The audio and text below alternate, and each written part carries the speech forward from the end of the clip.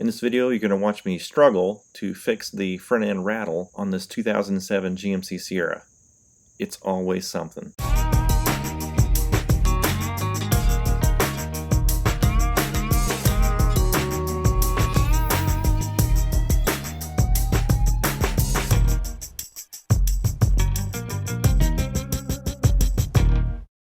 Alright, so when you drive this truck down the road, it makes a pretty significant rattling noise. It kind of sounds like a pocket full of change, just all those coins rattling around together. It's really kind of a tinny kind of a rattle. It's pretty common, and it's actually a very simple fix. I'll show you what I'm talking about.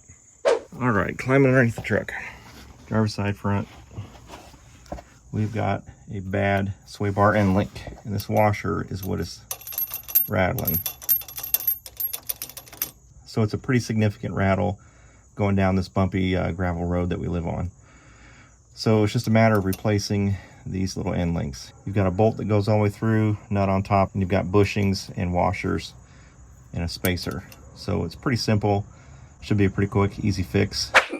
Voy a la playa, ya subió la marea.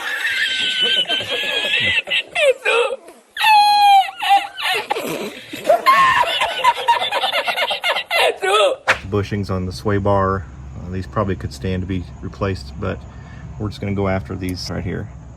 All right, the owner of the truck just opted for just good old AutoZone Duralast parts. It's part number SL89HD, and it is the direct replacement for the stock sway bar end link. All right, I'm going after this with two 15mm wrenches. I've got a ratcheting wrench and a standard socket wrench. All right, I sprayed some WD-40 on here to help loosen it up a little bit. I'm actually not jacking up the truck. I'm just letting it sit as it is on the patio, and I'm going after this. If I jacked it up, the lower control arm would move, and it would put pressure on this sway bar, and it would make it difficult to get these to line up or to remove it. For those of you that live in the Rust Belt, this nut may never come off, and you may have to just cut the bolt to get it to come off. I've had to do that before. So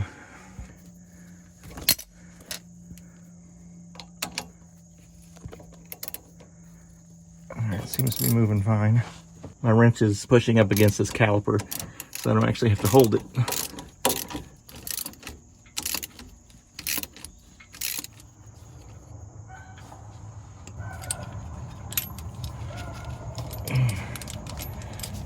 Alright, I'm probably gonna have to maybe tap that out with a hammer.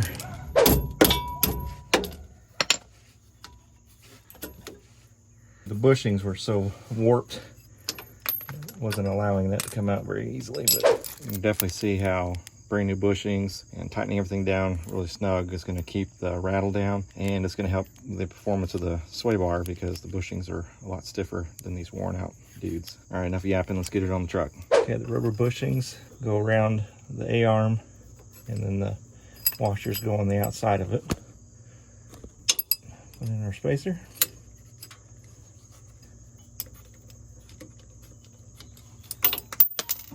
Get back here. Get back here. When it all goes wrong, it all goes wrong. I want to make sure that the raised end, I guess you'd call the nipple end, goes towards the sway bar or the A-arm.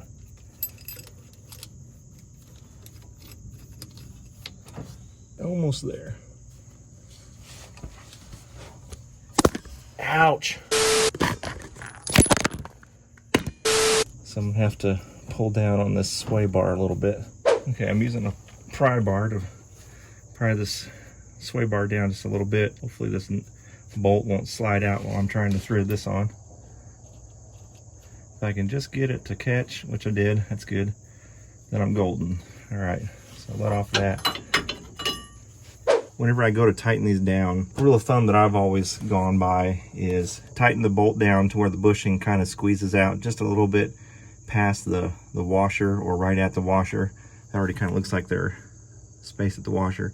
So I just want to see just a little bit of a bulge in the side of the bushing. So I don't really want to tighten it down too much, but just nice and snug.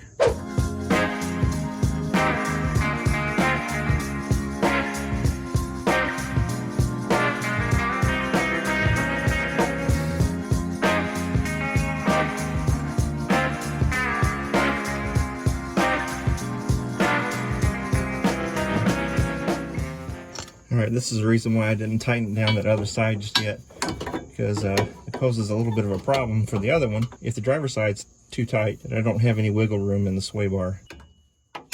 Initially, I thought that the sway bar was keeping the bolt from dropping, like it was putting a lot of pressure on it or something, so I was trying to hammer it out of the sway bar. That wasn't the case. There was something else that was holding it up. So I'm going to jack this side of the truck up, see if this lower control arm will lower, and it'll come out from the top of that sway bar. Yeah, I can get a hammer on the end of that because this upper control arm's in the way of this bolt.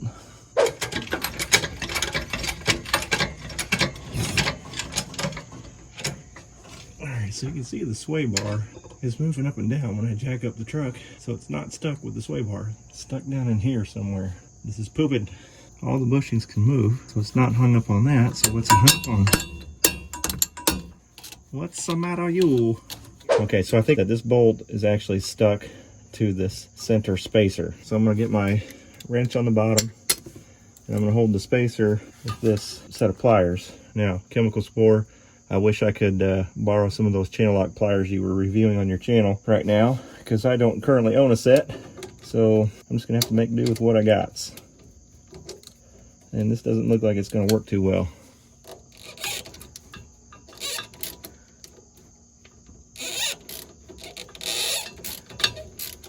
Not working too well. All right, since nothing, absolutely nothing is ever easy, I undid the four 10mm bolts that hold the sway bar up to the frame. I did that because I want to be able to pull on the sway bar and get this stupid bolt out from underneath this A-arm so I can beat the snot out of it so I can get that thing to come out. Blunt force trauma, here we come.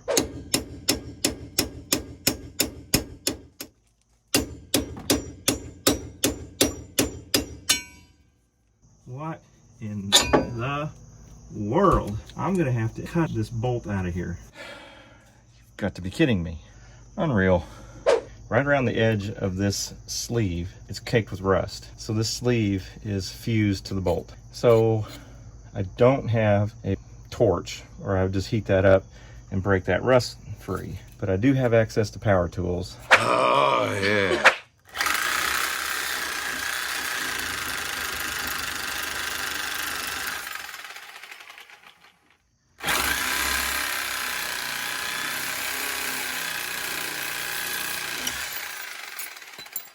If all else fails, just send it.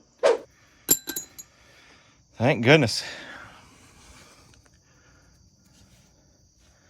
Yeah, that's mint. All right, I put the four 10mm bolts back into the sway bar. Not even close. What is the deal here? All right. Okay, I just had to pull on the sway bar itself. Now I can push down that. Now I see threads.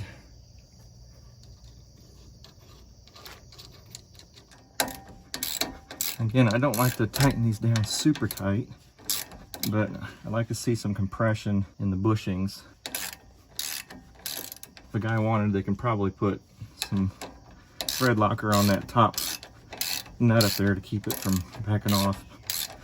Because I've actually had a bolt come loose and just drop straight out of here. I think that happened on my Silverado. Alright, so now I'm just going to go over to the other side and tighten that down to about the same compression on the bushings. And that should do it. Got the bolts in for the sway bar, so put the wheel back on, set this puppy back down to earth, call it done. Alright, that looks pretty good. We'll go with that.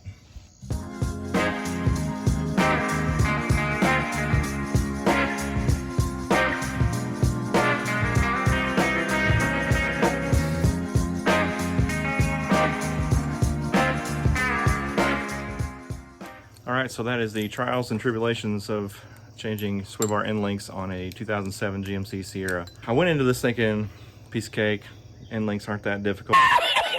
But alas, the truck had other ideas. It's always something. It's always something.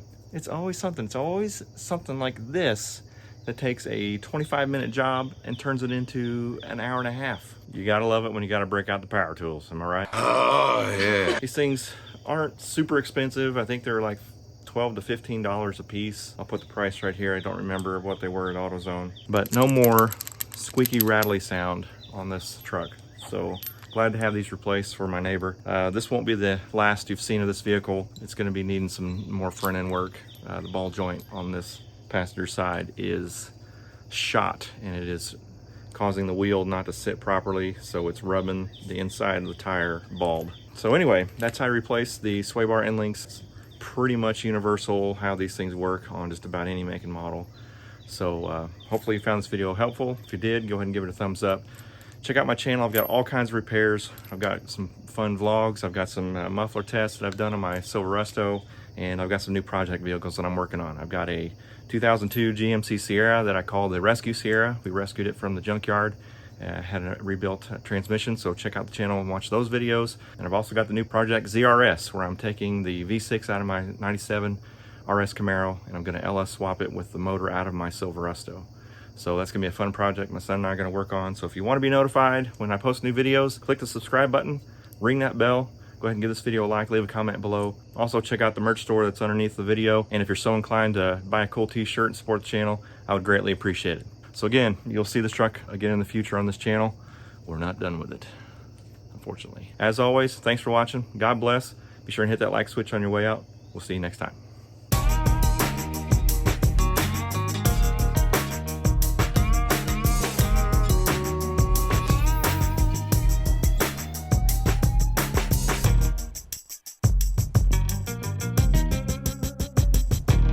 I say that phrase, it's always something, on just about every one of my repair jobs, because it's always something.